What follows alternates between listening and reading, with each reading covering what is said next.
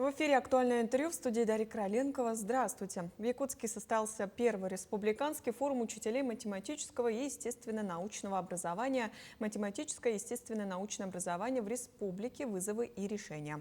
Мероприятие объединило педагогов, методистов, руководителей образовательных учреждений и экспертов.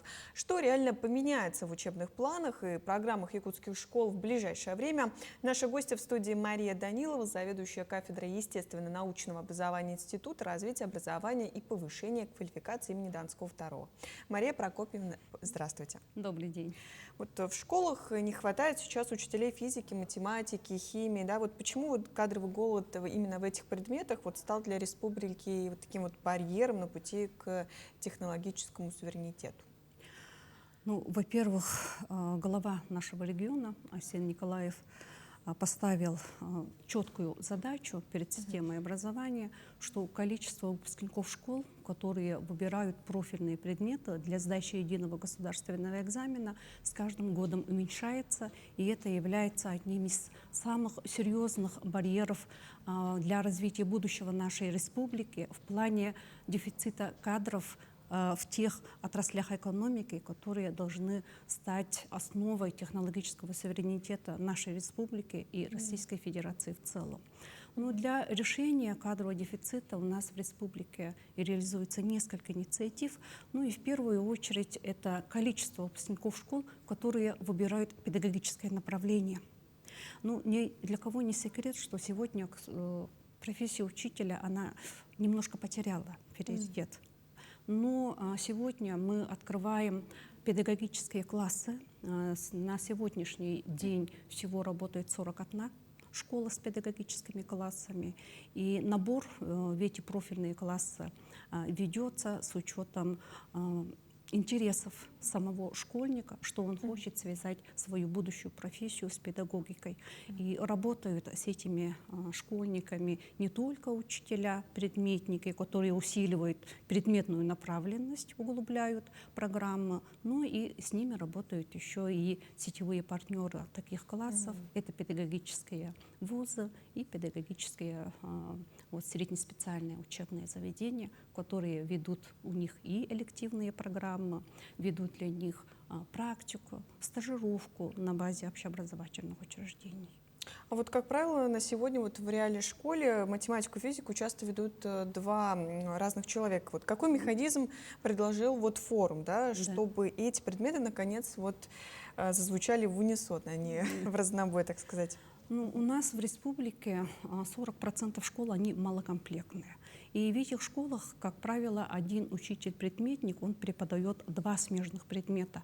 Физику с математикой, химию с биологией, географию с историей, да, и так далее. И, конечно, одна из самых основных причин снижения качества образования заключается именно в этом. И еще одна проблема. Форум предложил механизм интеграции предметов для развития инженерного образования у нас в республике. Потому что механическое объединение 2 уроков не выполняет однозначно эту цель, потому что целостная картина мира, научная картина мира, она едина, так ведь? И поэтому сегодня в республике реализуется внедрение таких образовательных технологий, как STEM-образование, как проектная деятельность, чтобы математические методы стали инструментом для биологических исследований, для новые такие направления, как робототехника, 3D-моделирование, они являются средой такой бесшовного механизма интеграции всех предметов. При этом увеличив часы или нет? Или также оставив? Часы, они у нас являются сверху, да, федеральной образовательной программы, поэтому количество часов не меняется.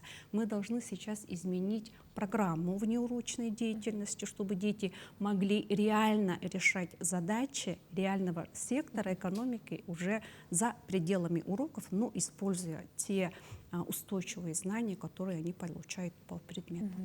Мария Прокопьевна, на пленарном заседании отдельно вынесены еще и кадры, да, для промышленности, геологии. Получается, что школа должна готовить не просто выпускника с аттестатом, да, как мы знаем, а будущего геолога, да, или агротехнолога уже с 9 классов.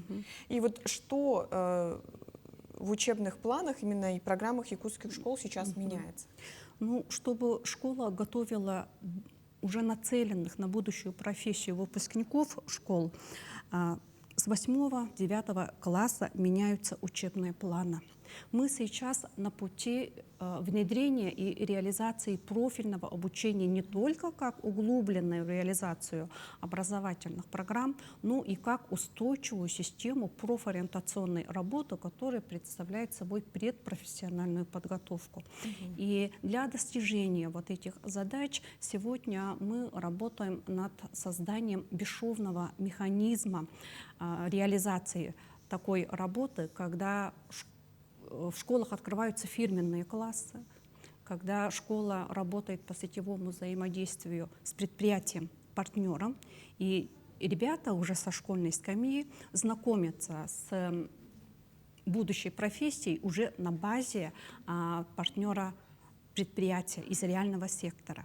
И тогда дети идут нацелены на свою профессию, ну и получают, конечно, ту необходимую методическую поддержку, когда они делают первые профессиональные пробы.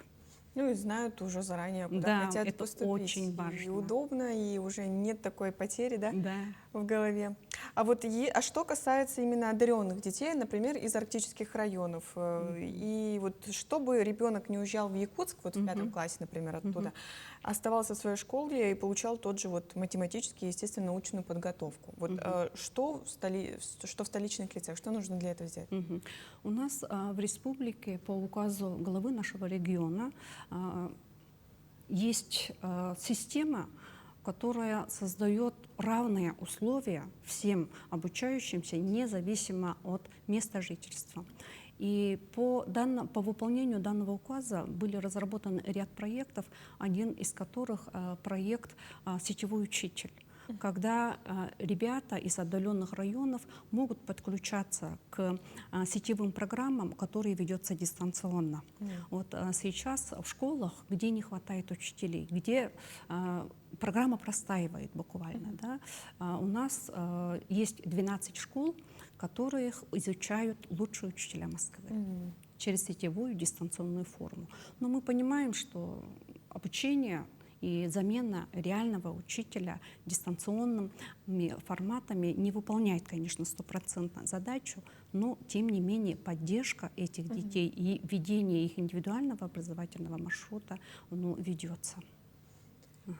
А какие это, например, арктические районы, пока известно?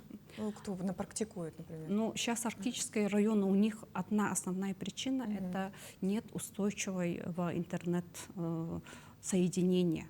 Но у нас постепенно внедряется оптоволокно, интернет-связью. И сегодня вот Жиганский район, да, это Оленёкский, Анабарские районы, они подключаются к этой программе, но мы стараемся искать выход из создавшейся ситуации, потому что не только в реальном времени дети могут общаться, да, со своими сверстниками, с тьюторами, с наставниками. Это можно сделать и в офлайн режиме, когда мы им отправляем материалы. И вот эта программа «Дети Арктики», «Учитель Арктики», мы работаем, исходя из создавшейся ситуации, что при мониторинге достижения арктических районов тоже идет довольно хорошая положительная динамика. Мария Прокопьевна, вот одна из секций говорит о трансформации школьного кабинета в технопарк. Для большинства сельских школ Якутии у нас звучит как фантастика. Что форум предлагает сделать в ближайший год, чтобы поменять реальное положение? Так, оснащение школьных кабинетов, конечно, является одним из тех основных условий, на которые мы формируем и достигаем поставленные образовательные цели и задачи. Это однозначно. Но при реализации национального проекта образования сейчас идет поэтапное оснащение школ цифровым оборудованием. У нас в ряду с 2019 года по 2024 451 школа в республике, это уже 70 выше процентов, получили цифровые оборудования по естественно-научным предметам. Другое дело, когда вот это цифровое оборудование используется только на уроках. Мы желательно, чтобы вот это оборудование было использовано и реализовано еще и для решения реальных задач местного масштаба при содействии еще и специалистов, да, которые работают в данном населенном пункте. Ну, вот, допустим, есть цифровая лаборатория по физиологии человека. А если привлечь к реализации программ дополнительных, вот, медицинских работников из тех предприятий, ну, здравоохранения, и как это использовать в реальной жизни, сравнить эти приборы с теми реальными приборами в больницах, то оборудование, конечно, и их возможности намного шире масштабировались бы. Очень похожи, да, друг на друга, так Очень, получается. да. Вот форум завершился резолюцией, как мы знаем, которая должна стать вот дорожной картой. Назовите вот один пункт, который будет в этой резолюции, и который через 3 месяца, например, любой директор школы в любом УЛУСе сможет предъявить как реально работающие изменения. Очень важно, чтобы у нас в республике были стажировочные площадки, когда учителя и школьники сельских, отдаленных, малокомплектных школ могли подключиться к программам школ флагманов, которые у нас сегодня работают в республике. И одним из таких школ флагманов у нас является сеть президентских школ, которую инициировал наш первый президент Михаил Ефимович Николаев. И сейчас разрабатывается концепция сети президентских школ, и одним из пунктов реализации вот этой концепции эти школы должны стать центрами математического, естественно-научного, инженерно-технического образования. И мы думаем, что при реализации вот этой сетевой программы, когда школьники могут получить доступ к равному качественному образованию при использовании всех материально-технических возможностей этих школ, при поддержке опытных педагогов, дети смогут получить, ну, вот тот равный доступ, о котором мы так уже долго говорим. Спасибо, Мария Прокопьевна, действительно интересно. И если сравнить, например, с 10-летним опытом, сейчас можно сказать, что такой спектр большой у детей, возможности прям преобладает, судя по всему. Да, есть расширение, есть опыт масштабирования, но тем не менее у нас есть западающие, конечно, точки, по которым мы должны усилить работу. И с этой целью форум и был организован. Потому что каждый регион имеет свой комплексный план повышения качества математического и естественно-научного образования.